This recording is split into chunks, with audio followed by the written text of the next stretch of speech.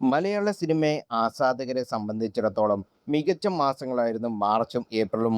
2026-ന്റെ ആരംഭത്തിൽ പറയത്തക്ക ചലനമില്ലാതെ കിടന്ന ബോക്സ് ഓഫീസിനെ പുത്തനുണർവുമായി ജയസൂര്യ നായകനായ ആട് 3 തിയേറ്ററിലെത്തിയത്.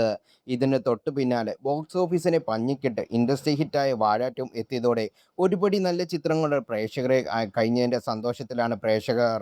എന്നാൽ ഈ ബഹളങ്ങൾക്കിടയിലെല്ലാം തങ്ങളുടേതായ സ്ഥാനം കണ്ടെത്തി മുന്നേറുകയാണ് കൃഷ്ണപ്രസാദ് മുതലിന് സംവിധാനം ചെയ്ത തിയേറ്ററിലെത്തിയ മോഹിനിയാട്ടം.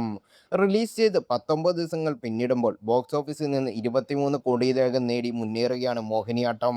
ഓരോ ദിവസം പിന്നിടുമ്പോഴും ഷോകളുടെ എണ്ണം വർദ്ധിപ്പിക്കുന്നതും ചിത്രത്തിന് പ്രേക്ഷകർ നൽകുന്ന സ്വീകരണത്തിന്റെ തെളിവാണ്. 2024 പുറത്തിറങ്ങിയ തിയേറ്ററിൽ പരാജയം ഏറ്റുവാങ്ങിയ ഭരതനാട്യത്തിന്റെ രണ്ടാം ഭാഗമാണെന്ന മോഹിനിയാട്ടത്തിന്റെ വിജയിച്ചതിന്റെ സവിശേഷതയുള്ളത്. സൈജു കുറുപ്പ് പ്രധാന വേഷത്തിലെത്തിയ ഭരണനാട്യം വലിയ പരാജയമാണ് ഏറ്റുവാങ്ങി വന്നത്. പിന്നീട് OTT റിലീസായ ചിത്രത്തിന് പ്രേക്ഷകരിൽ നിന്ന് മികച്ച പ്രതികരണം ലഭിക്കുകയും ചിത്രത്തിന് രണ്ടാം ഭാഗം ഒരുക്കാനുള്ള തീരുമാനത്തിൽ സൈജു കുറുപ്പും സംവിധായകനും എത്തിച്ചേരുമായിരുന്നു.